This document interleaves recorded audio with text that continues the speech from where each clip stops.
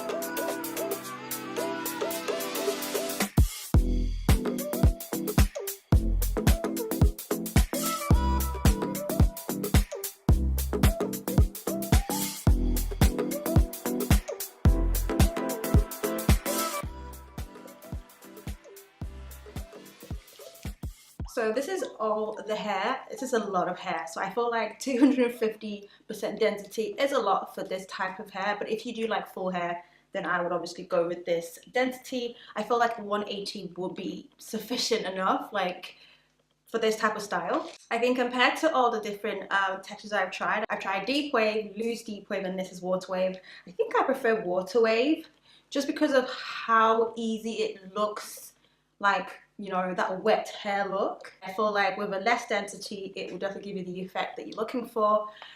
When you wet it, it stays in its original curl pattern, which is really good. So even if you like mess up or like comb it out, as long as you wet it, it goes back into its curl pattern, which is really good.